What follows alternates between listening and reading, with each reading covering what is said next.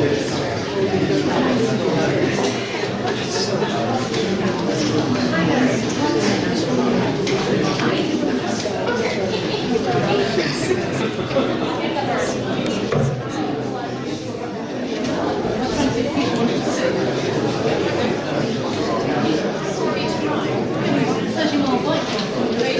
all settle down and sort of make our way to the back if we're standing up, so we're not blocking people's view. I really appreciate it. Thank you.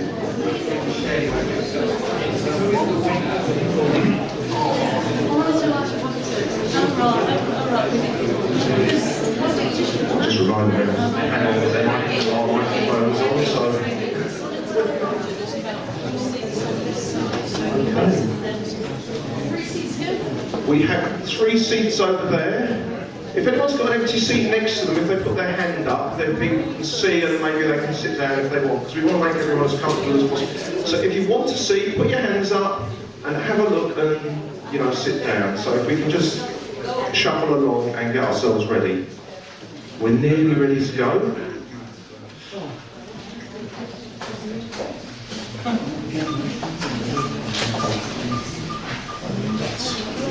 Are you ready? Right, okay, I'm the warm-up tonight. I'm going to hand you over to Barbara, who was our chairman for the night. Is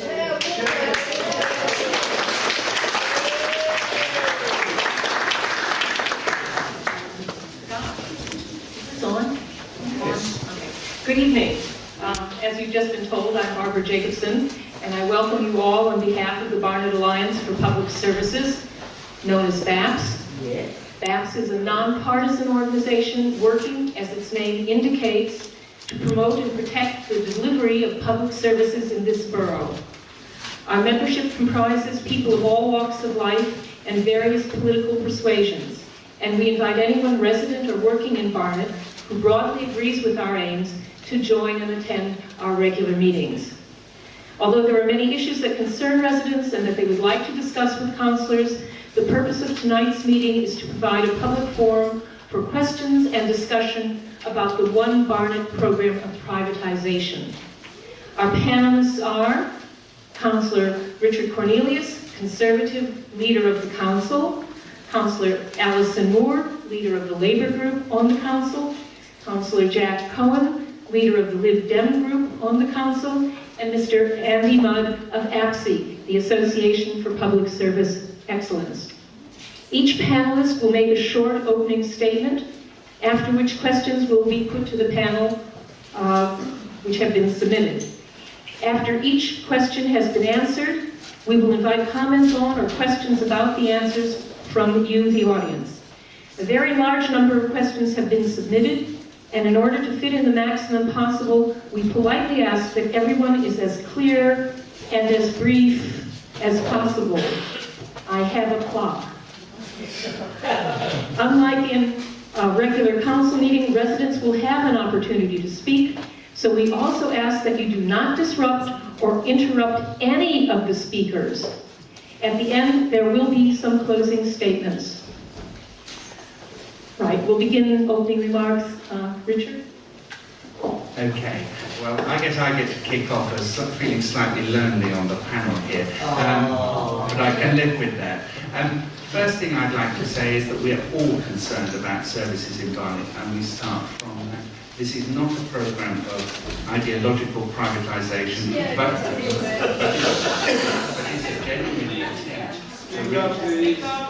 it is a genuine attempt to actually try and improve the service delivery in Barnet and the value that we offer to the taxpayer. Whatever government was elected at the last general election, we were faced with cuts.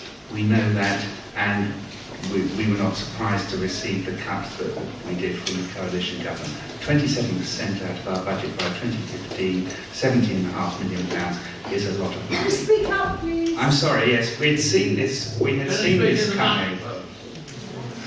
Shall I just stand up and speak? We had seen this coming and we were prepared for it. So we started this programme of looking at everything that is done in the borough and the way that it's done. There has not been a fixed and set procedure for doing any one thing. There is cooperation with other boroughs. We're cooperating with Harrow on the legal service. We cooperate with Enfield with Meals on Wheels. We genuinely try and split the overhead with other boroughs. That has been successful. At the moment, we're looking to actually insource the recycling service along with the refuse service, which has always been provided by Barnet employees. We think this is the way to go with these particular services. We've also put some services into a local authority trading company called the Bell Tolls Local Authority Trading Company, which is reuniting the housing department in with Barnet Homes. And we are seeking savings from all these services, and we have done that, and they're up and they're running and working. Now, I guess the main controversy is in fact the outsourcing of the two bundles of services that we're working on at the moment. The first one, the back office of the council.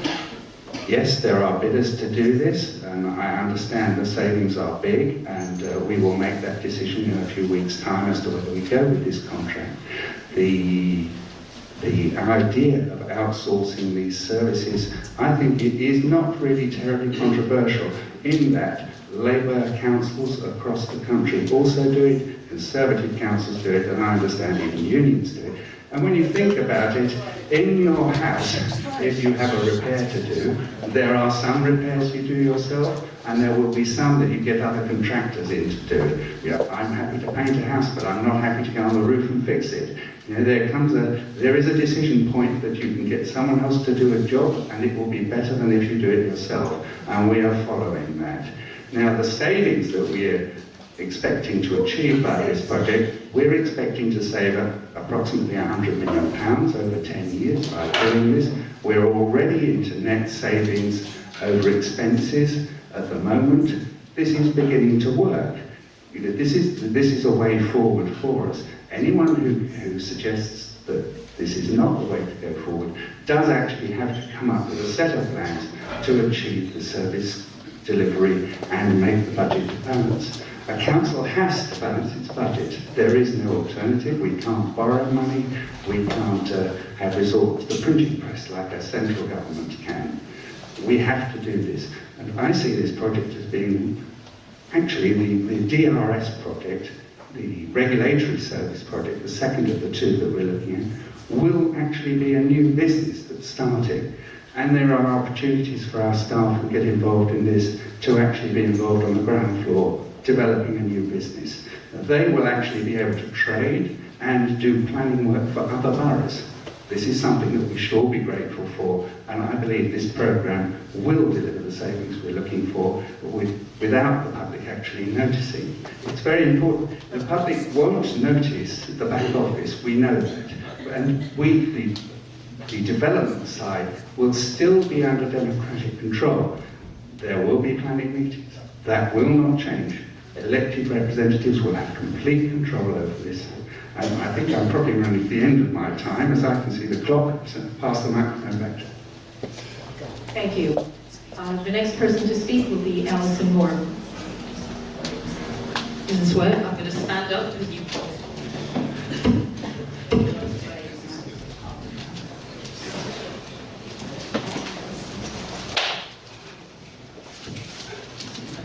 Okay, can everybody hear me? Yes. Okay, well, I'm going to start by saying actually the Conservatives and obviously Councillor Cornelius often portray my opposition to One Barnet as an ideological agenda, that public sector is good and private sector is bad, and that really does not do justice to the concerns I and my colleagues have.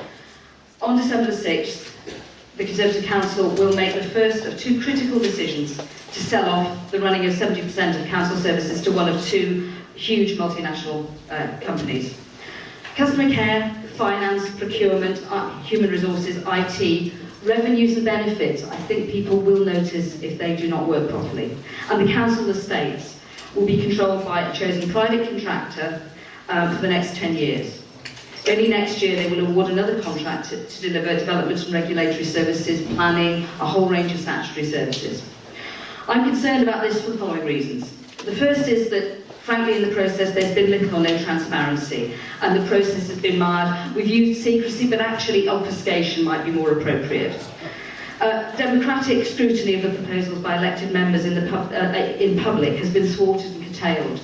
It took 2 years to agree a dedicated One Barnet scrutiny committee, and that lasted less than a year. Met a handful of times before it was scrapped, and then now is tagged on to the Budget and Performance Scrutiny Committee, where, in honesty, there's little time with a packed agenda to really do justice, to scrutinise and challenge the One Barnet items as I think they deserve to be challenged and scrutinised.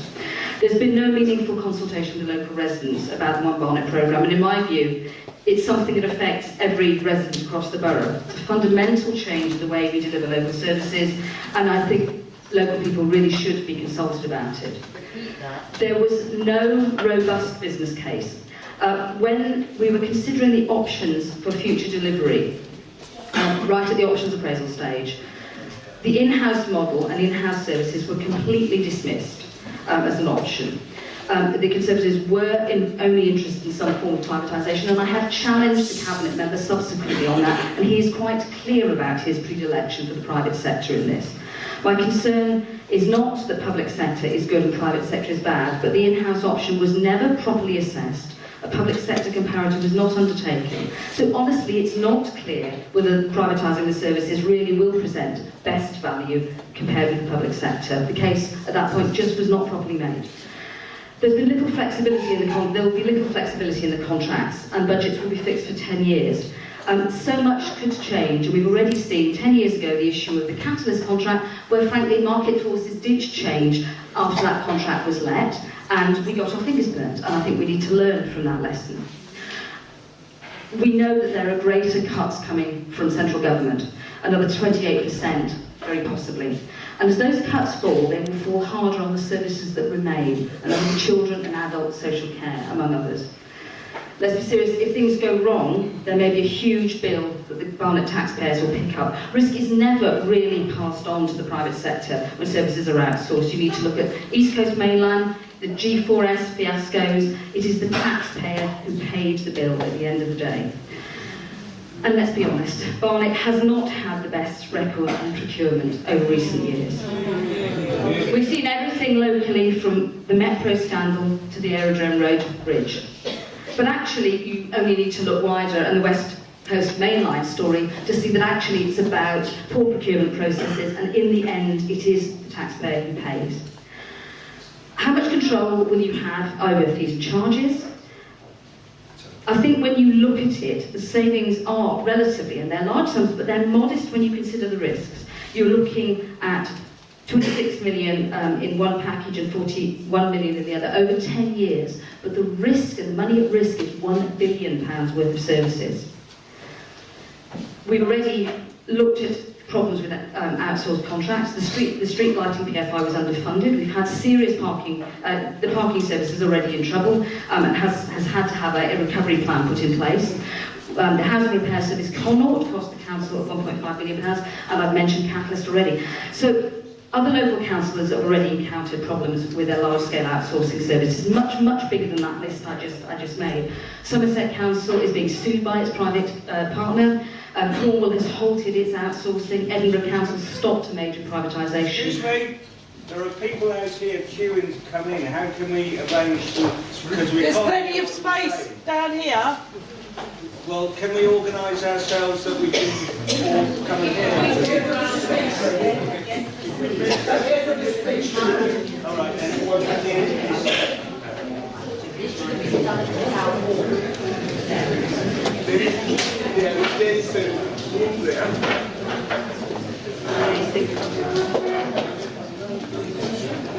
Sorry, if you have to leave them, we've all got to sit with other sides. This is the table here.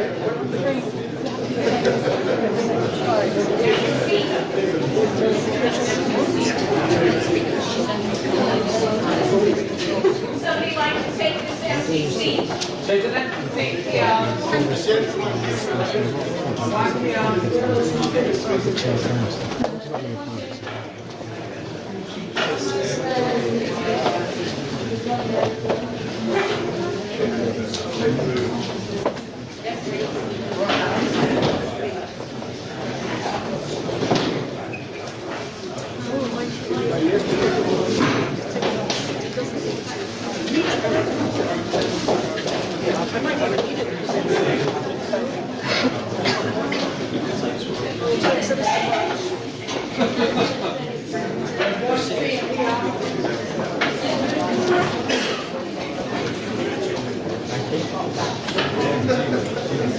Okay, Chair.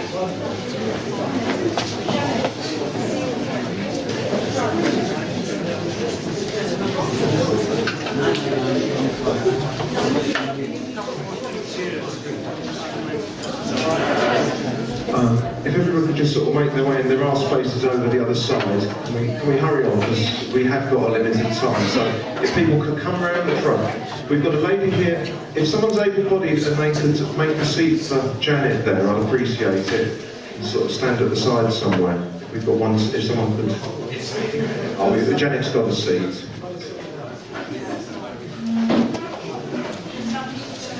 If everyone can sort of... If people outside can come around the side, I'd really appreciate it. I think we should also say that there are the fire escape signs. If everyone could just acquaint themselves with that. There's a fire escape over to my left at the back. So if there is a fire, if the people at the back can go out that way and the rest of us go out this way and try and keep the aisles clear, please. Are we nearly there? Is everyone in? Is there anyone else coming in? Good. We still have some spaces over there. If people could come in and just settle themselves down. I think we're going to have to shut the front door and tell people they're too late now, actually. We've got any stewards who can do that. Because, you know, it's going to it'll be dangerous. So, we'll just have to have another one next week. Okay, I'll hand you back to the panel.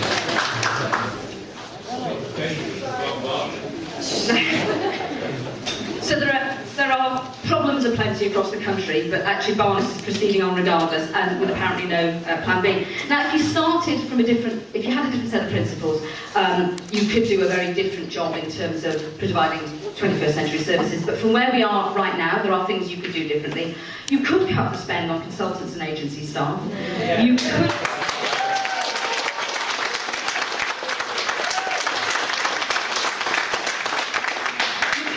Use the new powers vested in local services to increase income and trading, and I acknowledge that the Richard Cornelius mentioned that, but there is the general power of competence. We could look at a whole range of innovations. We could look seriously at in-house service transformation, and I don't think that's been given serious consideration, and I think you need to look up until this last week, when out of the blue we ended up with the Waste and Street Services coming back in, and I think that's a really strong argument for looking at things differently and looking at these two projects differently. Where in-house transformation will not produce a better and cheaper service when it's tested properly, we ought to undertake proper options appraisals of the other options and make sure they cut the mustard. Most importantly, we should consult and engage with local residents about the services they want.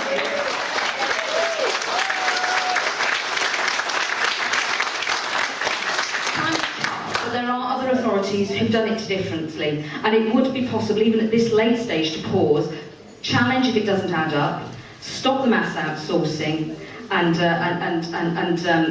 move forward in a different way. Yes, it would be complicated. Yes, it would require recasting the budget, but there are too many unanswered questions, too many uncertainties. And the truth is, no one knows whether One Barnet will deliver better or cheaper services, because it's completely untried and untested on this scale. And in the case of development and regulatory services, these haven't been outsourced before in this package. It's huge, and I think we need to think again.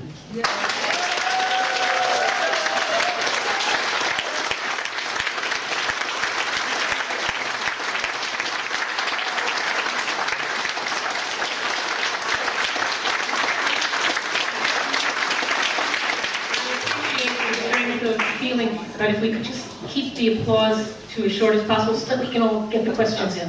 Okay. I want to thank Barnet Alliance for organising this evening, and I want to say, wow, what a tremendous turnout. And I've never seen anything like this since about 20 odd years ago, or possibly longer. But these things, the Barnet, stand up, okay. Speaking to the microphone. You know, the One Barnet programme just didn't emerge out of nothing. And why I mentioned the turnout this evening is because the last time we had a turnout like this in North Finchley was at the library, when we used to have what was called then, and still called, resident forums. And in those days, the residence forums were attended by hundreds of people. And I remember a raucous meeting there to do with Fine Retail Park. I don't know whether any of you were there. And we really had, in those days, a real engagement with residents. And the real issue that faces us tonight is that for the last 15 or so years, there's been a disconnect between the politicians and the public.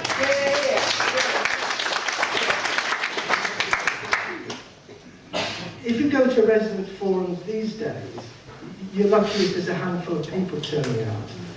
Most people have given up on them. And they've given up because they turn up, give them their time, but the politicians don't seem to take any notice. And this is why this evening, I think, gives a clearer message than I can give, or any politician can give, that you, the residents of Barnet, are really concerned about what's going on. Now, Richard, in his opening remarks, talked about services, but he missed out one important word, and that was public services. And I have to tell you that I don't believe public services can be given to private companies to make a profit.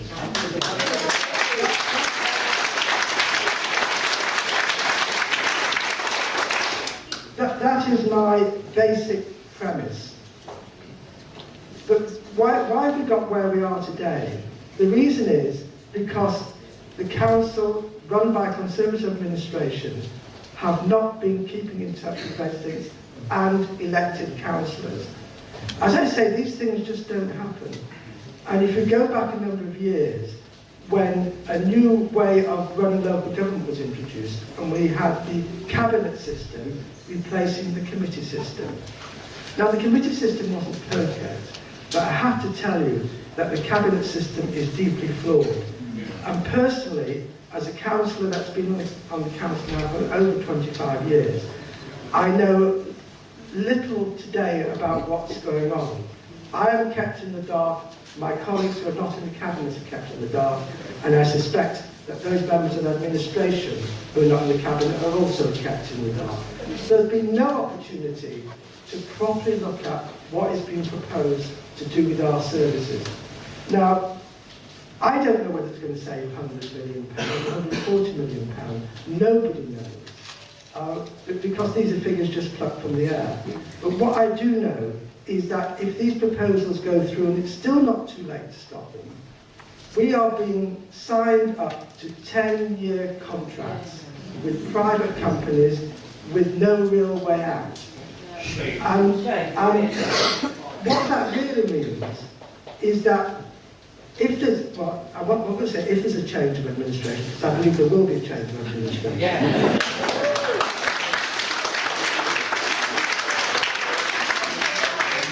And I might not get such a cheer if I say I hope the Lib Dems are part of the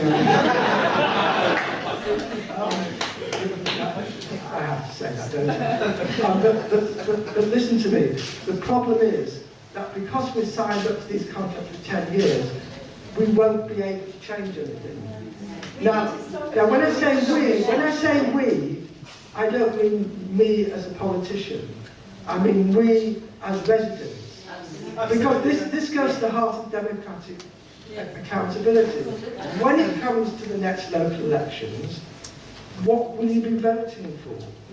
You will be voting for councillors who will protect your public services. But if those services are already out of private companies, what are you voting for? I can't get them back. This is why it's an attack on democracy. It's also an attack on democracy and accountability. Because as a councillor, I fear I will no longer have any influence, will not be able to advocate on behalf of my residents, and will not be able to make any changes if things go wrong. I'm going to shut up now because I think there's so many of you here, and I'm sure many of you want to ask questions. So I'm going to leave it to you to ask us questions, listen to what you have to say. You don't have to convince me. But I hope Councillor Cornelius and his colleagues don't need any convincing about the sense of feelings from the turnout here this evening. Thank you.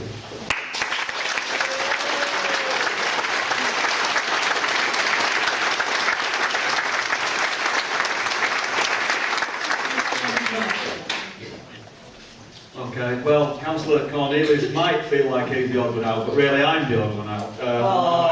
And I feel it. I must say I'm very humbled to be here tonight. I mean, absolutely, this is really impressive. I mean, I go to councils all over the country and I don't see this. And I think that's a testament to the people of Barnet, to the organisers of this and the campaign, but also respect to the politicians for coming along here tonight, and particularly to Councillor Cornelius. You know, I don't think he's got a lot of support here. I think coming along here is you know, is an impressive thing to do.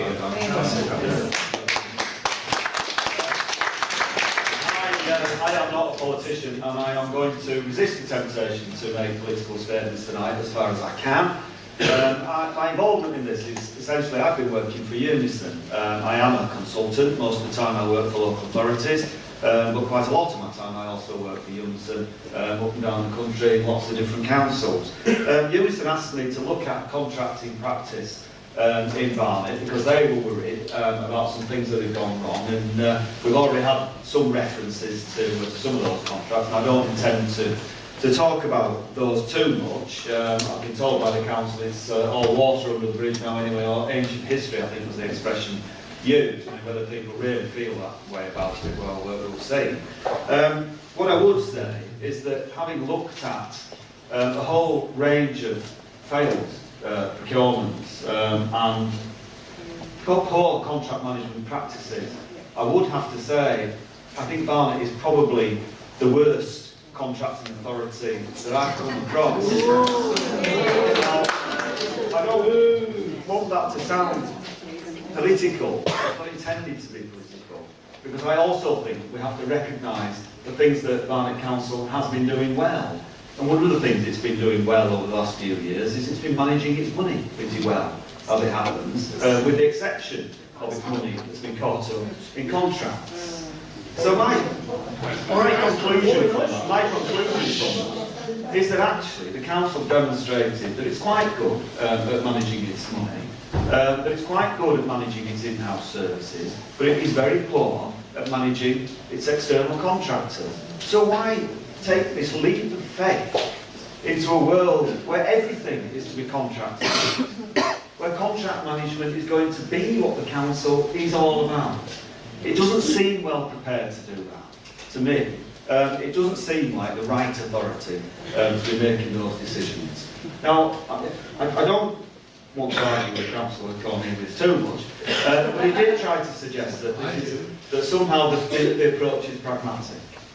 Well, it isn't pragmatic, and the reason it's not pragmatic is that the council has refused, point blank, to find out how good the in-house services could be.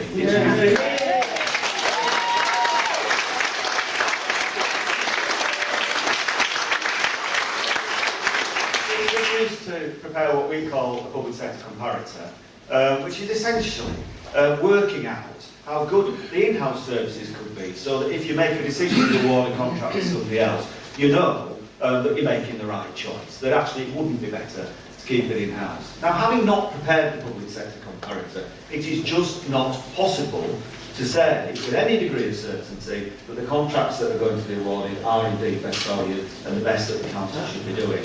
So I think that's the difficulty to start with. The other thing is that this whole outsourcing programme is basically based on three premises as far as I can see. The first of those is that the financial position in Barnet is dire. Is really, and we've heard this I know some of you don't like it, the council calls it a graph of doom, but essentially what they're saying is that we are going to run out of money unless we do something about it, and the only thing we can do about it is to outsource our services to the private sector. So there's three things there. One is that the situation is as bad as it's presented. Well, that isn't the case. The council has already done what it needs to do to meet the needs of its medium-term financial plan. By the time it gets into its next medium-term financial plan, will be in the next comprehensive spending review, and we may well be facing further cuts in excess of 25%. We may be looking at a 30% cut in government grants. If the council has ring-fenced its expenditure in 10-year contracts on levels of savings, as we've heard quoted tonight, which do not meet that need, they will not be enough to meet that 30% cut if it comes from central government. My question is, what will Barnet do then? It will have nowhere to go. It will have no more cuts to make, because all its money will be ring-fenced into these contracts. It will have no choice but to pay its contractors. That's if the contractors do indeed deliver the savings that they're apparently promising. And I don't know how we know that, because as far as I can see, they've not published their business cases. Nobody has seen their final submissions, so we don't actually know what the submissions are. But assuming that they are making those promises, let me just tell you one thing about the South West One and the Somerset case. South West One, that's already been mentioned, was expected to deliver £100 million of savings by this point to Somerset County Council. It has delivered £13 million of savings. It is huge, there's a huge shortage there, and the council's now been penalised for reducing the volume that's in the contract by a further £2.5 million. That's what happens. That's reality.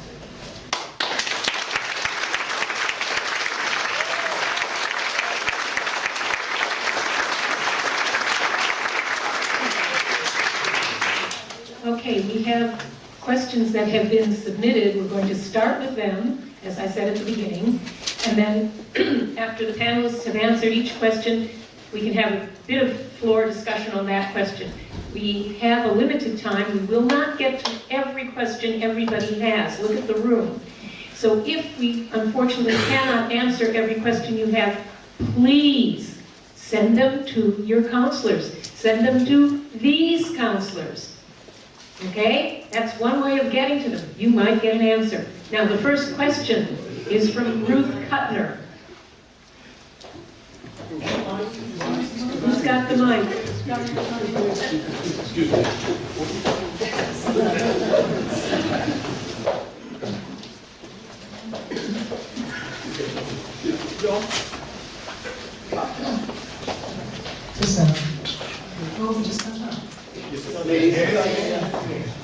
Okay.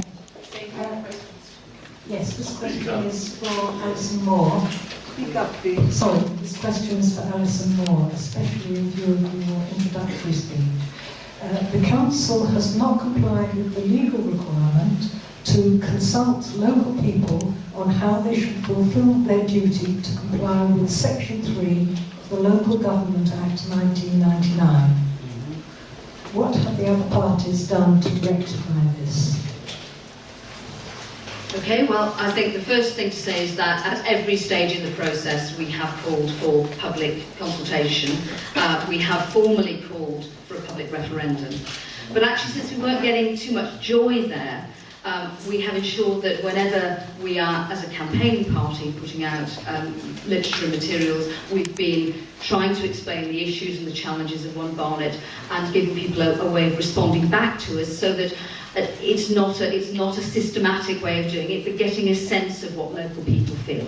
And then in a more systematic sense, we launched a campaign called the Campaign for Better Barnet about 3 or 4 months ago, and that allows local people both to express their views about it, to share their experiences and the views about, from their perspective, what would make a better Barnet. And we've been using that information and helping that helps us formulate, and will help us formulate proposals progressively that would create the alternatives to One Barnet. But I think in challenging, I mean, we raised this issue, it came up with the Audit Commission 2.5 years ago, when they did one of their dying reports, actually, before they were scaled down by the new coalition government when they came into power in May 2010. They did a report on One Barnet. And they said a number of things, but one of them was that actually there was no communication strategy and there was no sense of consultation with local people. And so we challenged that through scrutiny, through challenging in the council.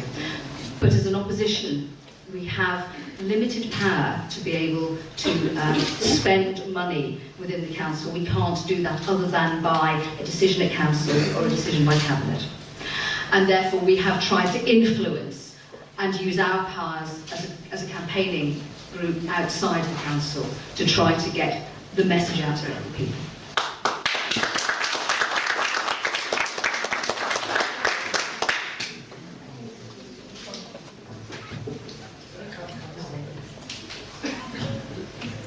Can I say it's really difficult as an opposition party, particularly with the Lib Dems, only three of us, to do very much in the council, but I do believe we punch above our weight.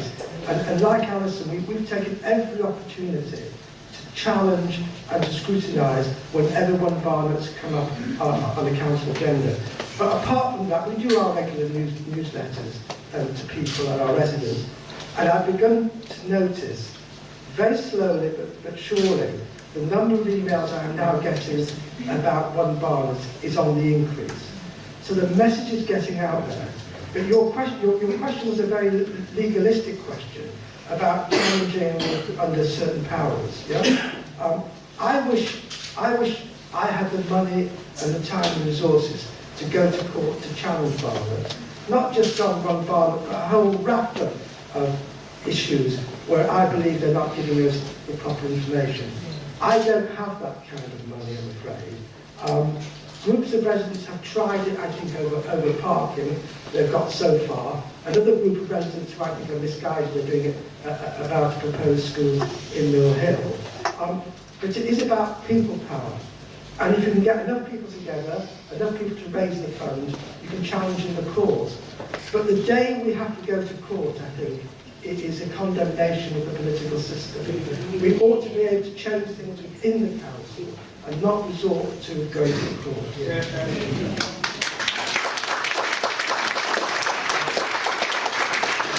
That was really, of course, a question for the members of the opposition parties, but I will say the council does believe that it is in compliance with the legislation. Can you speak into the microphone? This is important. Okay. We believe that we are in compliance with the legislation. We are employing consultants, yes, that was alluded to earlier, but the point of employing them is to get the contract procedures right, and that is why we're doing that. Jack Curry said something that I did agree with earlier, that a return to the committee system was to be welcomed, and I think that will be so. Then all councillors will be involved and would not be able to say that they weren't involved in the decision, but that's something that we have to do in the future. Now, Are there any questions on the answers? Any comments anybody wants to make? Did we get the microphones here? Well, Councillor Cornelius, you have failed to consult the public.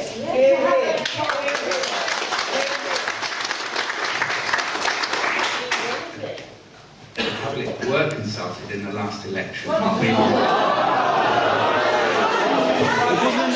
There's not a public consultation about what decisions you make in how to spend our money and jeopardize the future of our borough. This will affect every single person who lives in the borough, regardless of how much contact they will have with the council on a day-to-day basis. It will affect every single person, regardless of how much money they have. It will affect every single person. And you, as the leader of the council, have totally failed to consult the public in taking such a huge decision.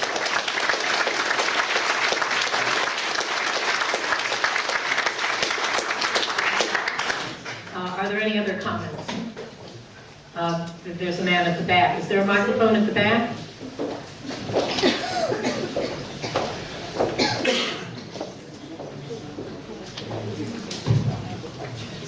Hello? Right, thanks for that. I'm not from Barnet, I'm from Somerset, and I was quite involved in some of the issues that went on down there. But just a question really for the council.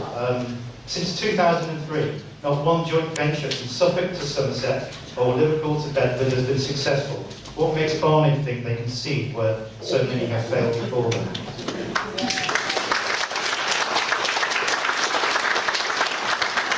Let me answer that quickly. We believe that we are learning from the failures that others have made.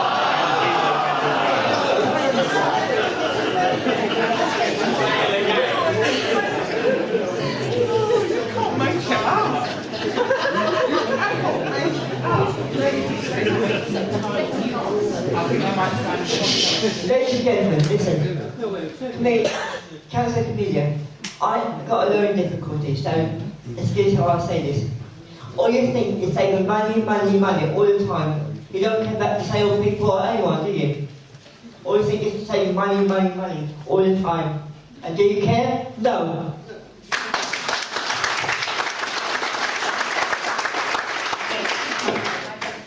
Two more comments. There's a gentleman at the back and a lady at the door.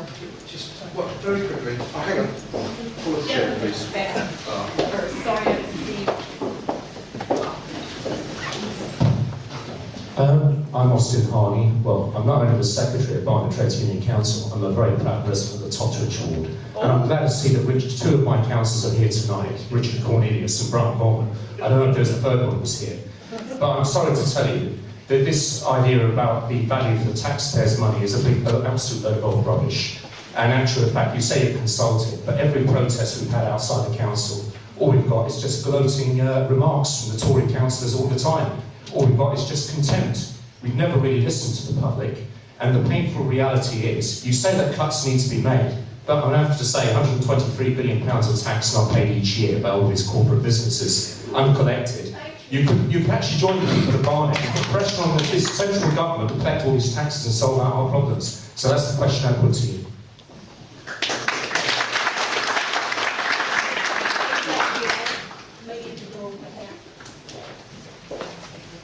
Where's the other room?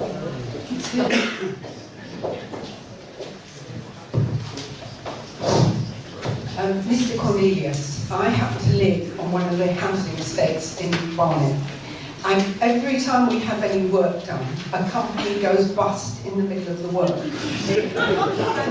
And a lot of changes have to be made because companies are unsuitable on the way.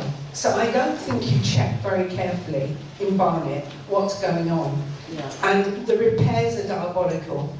So if you think that we're going to put up with you signing away our future for 10 years, and the fact that suppose halfway through that 10 years, one of the services you're paying for is no longer needed, what happens then? That company's still being paid, and we don't get the service, and we have to find the money for it. And what happened to the 27 million you had back from Iceland? That's my comment.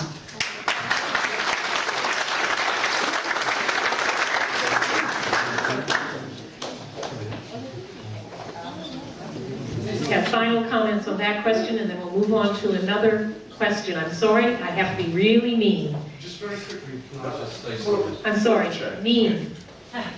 You wanted to make a final comment, and Alison. Well, I'll be very brief. It is very unfair for you to make your comments about the care of disabled, and I didn't like that. I do care about the disabled. I care about it. Yes.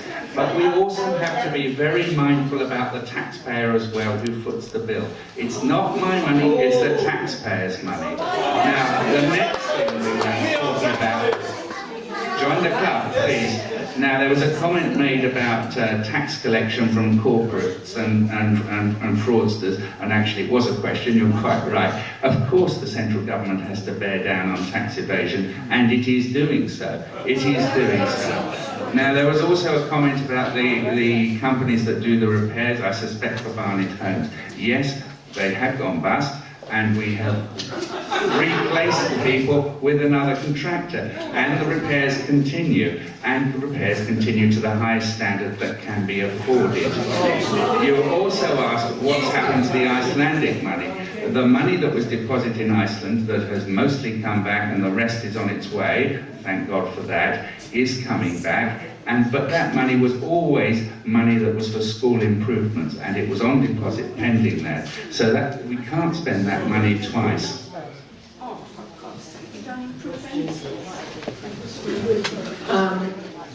One of the members of the public is having a problem because there's so much flash photography going on. Could I ask you to desist? Thank you, Chair. I just wanted to make one particular comment, statutory obligations aside. I think it's very clear that at the last election, There was no clear statement in the manifesto that you were going to outsource £1 billion worth and 70% of council services. And so I think to use that as your referendum is actually disingenuous. I want to make the point, though, that opposition councillors have put up motions for debate on at least 4 occasions, time and time again, demanding consultation, and in September specifically demanding a referendum. We were pilloried for that. We were defeated each time because we do not hold the majority. We have been asking for local residents to be consulted, and I really do think it's time that the administration listen to that.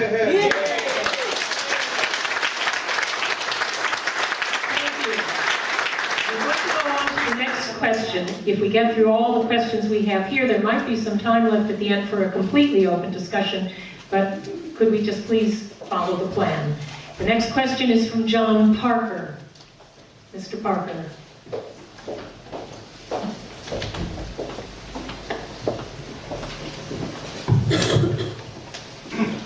Good evening, I'm John Parker. I'm chairman of the Fryne Village Residents Association in Fryne, Barnet.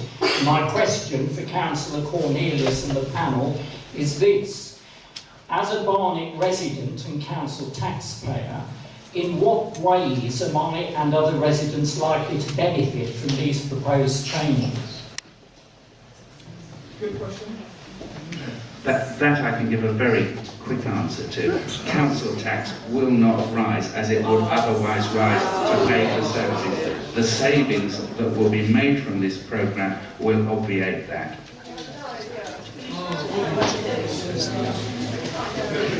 Well, actually, I do, and it's a small thing, but it's actually about how disingenuous this can be. You talk about council tax will not rise. All well and good. 2 years ago, you kept the council tax rise to 0. But actually, those residents in parts of the borough where they have CPZ permits that rose by up to 300% actually ended up with the equivalent of a 7% rise in council tax. So it's not quite as simple as that.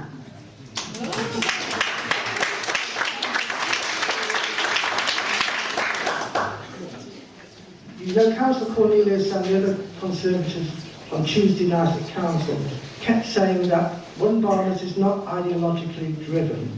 Now, you have to listen carefully sometimes to what speakers say. And I noted down, in response to the question about housing repairs, Councillor Cornelius said, we expect the highest standards that can be afforded. And this is the real difference between myself and Councillor Cornelius. I believe in public service and public servants. I was in public service for 30 years in the probation service, and I didn't do that job because I wanted to make a profit. I did that job because I wanted to contribute something to the community. I didn't get paid very much for it, and it wasn't about how we could afford it. We spent long hours, not being paid very much, trying to work for our local residents. And that's what I believe the majority of public servants strive towards, especially our employees in Barnet. But they're not being given a chance. That's the real difference between myself and the Conservatives. I believe in public service, they don't.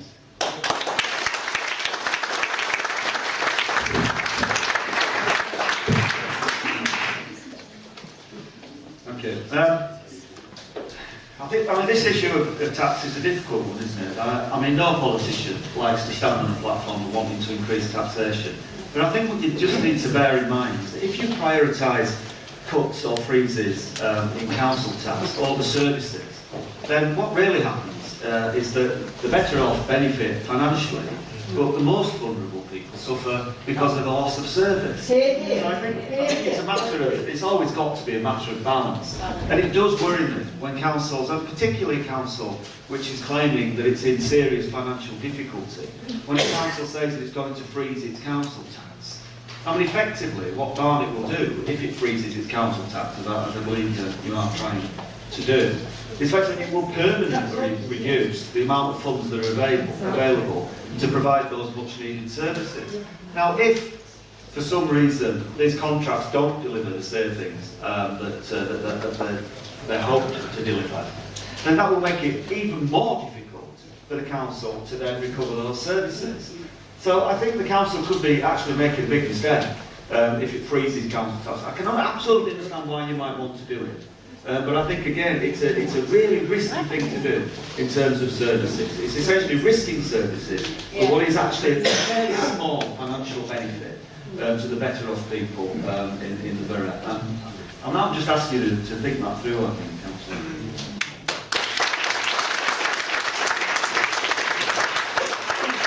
I see hands raised. There's a gentleman right at the back there. And after that gentleman at the back there's a gentleman here, and here, and here. They're all on that side of the room.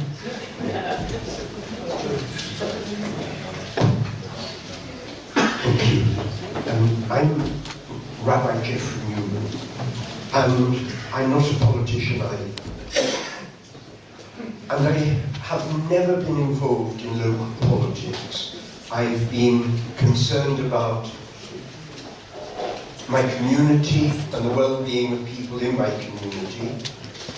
And I have only recently begun to realise how deeply I need to be concerned about the people in the borough of Barnet. And the reason that this has come to my attention started with the parking charges and the irrationality of the way in which the council instituted those parking charges and then had to reverse what it had done, though not to an extent which made much difference to most of it. I then began to, for the first time, pick up questions about one Barnet. And what disturbs me most is the irrationality of the decisions that are being made. I'm not going to, I'm sure, be satisfied this evening, because what I really would like to hear is Councillor Cornelius answering some of the issues that have been raised by the gentleman on the far right as I look. I'm not sure who that is, but he said he was from Unison. No, Mr. Mudd is from APSI. He makes specific points which need specific answers. It isn't about just generalised feelings. It is very much about rationality. And I predict this, that if the council does not listen to what is being said, there will be a judicial review. I'm very sorry that the way in which we used to have the possibility of charging councillors for bad decisions has disappeared. Because at the moment, my feeling is the decisions are not being properly based. And when it becomes evident, because the judge looks at the basis of the decisions, that they haven't been properly based, then we're into another stage that none of us want to get into. Let's shortcut that now by examining and by opening opportunities for comparator exercises that enable those who have the skill, the right to look at what the decisions are, re-scrutinise them. Thank you. Thank you.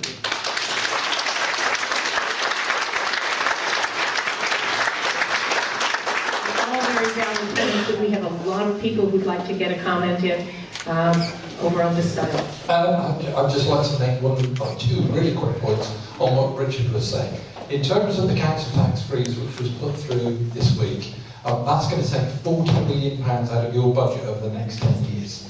Now you say that people don't want to pay more council tax, but actually the council went to very great expense to run what they call the Residents' Perception Survey. And unfortunately, I had to apply via Freedom of Information to get the raw data, and I read all 719 pages of it. And actually, what it said was quite clear, was that residents are prepared to pay a little more for key services. They're not prepared to pay more.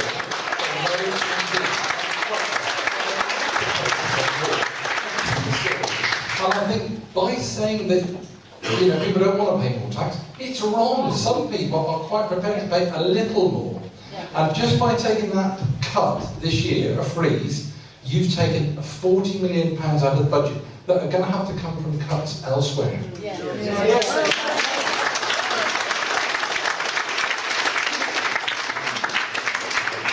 Hello. My question is to the gentleman there in the suit. You say that you've been around the country and you've seen other councils, etc. Is there an alternative to this? I mean, can you actually say this council has done this and has done it? Or because we hear nothing. As residents, last night I knew about this meeting, and that's the only thing we ever get. You know, come to this meeting. At 24 hours notice, I've got no idea if there's an alternative. And I also say that to the lady in the red. What is your alternative? Will you let us know?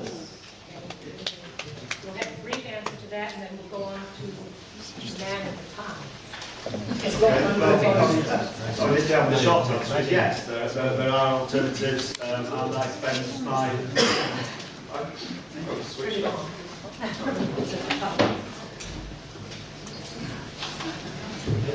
Okay, sorry about that. Okay.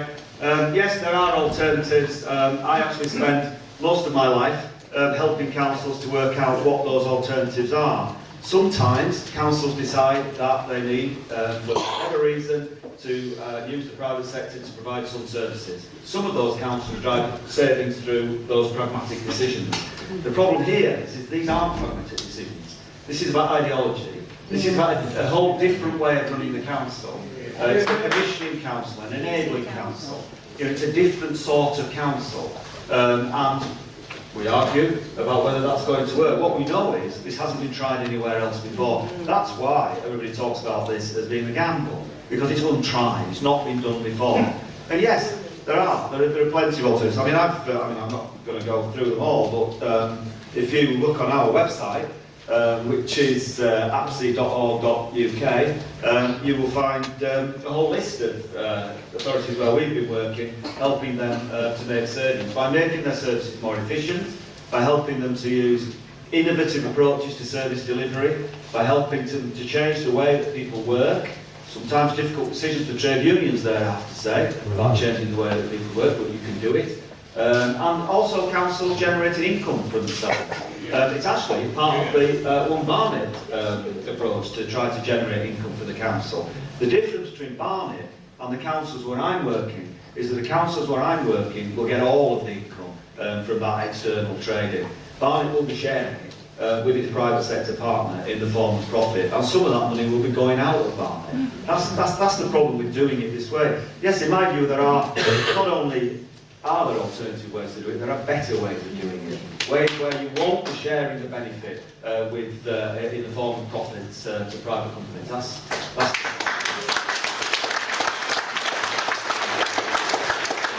I think I'll start with my comments and go backwards.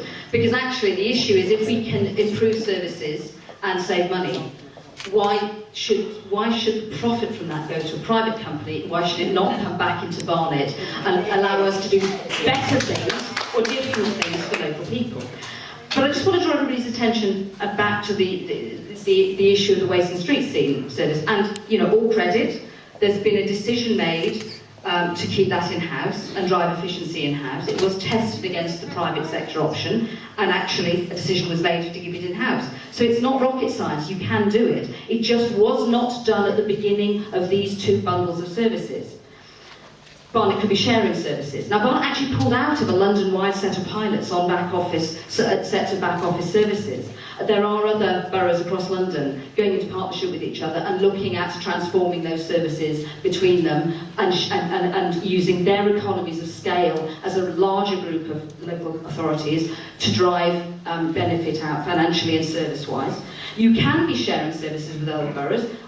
Barnet has actually gone down that route with a small service like the legal service. You could do a lot more with that. And you could look really hard at how you work with the community sector, whether you look at cooperative models, And actually, it may be that there are elements of the service that would be better delivered by a private company, but you need to make the case for it, and it needs to be right for local people and right for Barnet taxpayers. Okay, there was a question from the man in, is that a spotted tie? Question from the man in the pink shirt, and a question, did you have your hand up? From this gentleman here, okay, in that order, please. 1, 2, 3, and then the fourth and last question will be from Linda Edwards. Hi, my name is Warren Weiss. It's a question for Richard Cornelius. There are massive changes to the benefit and council tax system, part of which means millions of pounds in additional tax needs to be collected. Having already seen reductions in staff as part of a restructure, and with the transfer of these departments imminent, what are your views on the risks involved, and how do you intend on mitigating against these risks? Right, can we just come to the answer to that after we've heard these other questions, because they're all relating to what benefits might accrue to people in Barnet. That was the main question. So could we have the gentleman here? Paul Hendrick. Councillor Cornelius is having a hard time tonight, so if I could start by just agreeing with him on one small commercial point. It does make sense for a company or a corporation to outsource services or parts of its operation which are at the periphery of its operation. What does not make commercial sense, and what is actually commercial nonsense, is to outsource the guts of your organisation. The US business guru who started the outsourcing movement, Peters, in the 1980s, did so under the slogan, stick to your knitting. So the emphasis was getting rid of the bits that you're not very good at, that are at the periphery, but concentrate, in order to concentrate on the things which are core to the organisation. There is no commercial nonsense in, as I say, in outsourcing the real guts of the organisation. I challenge you to give me a commercial example of a company that has succeeded in outsourcing the entirety of its core operations. It just does not make commercial sense.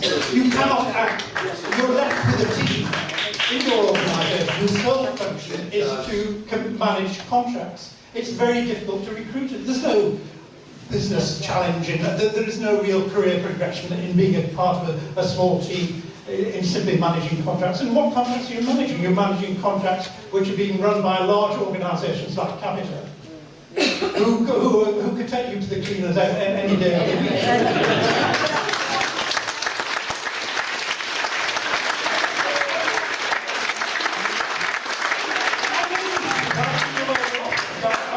I've seen them at close quarters. You're going to lose hand over fist.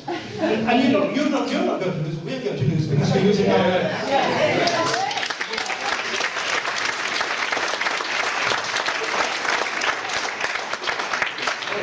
My name is Keith Martin, and my question concerns the colossal risk which you are suggesting is taken. It's a direct question for which I would like a factual answer, quite a brief question, concerning insurance. How is Barnet Council insured for losses on outsourcing? And does Barnet Council have an indemnity against any claim against it as a result of the negligence of the outsourcing?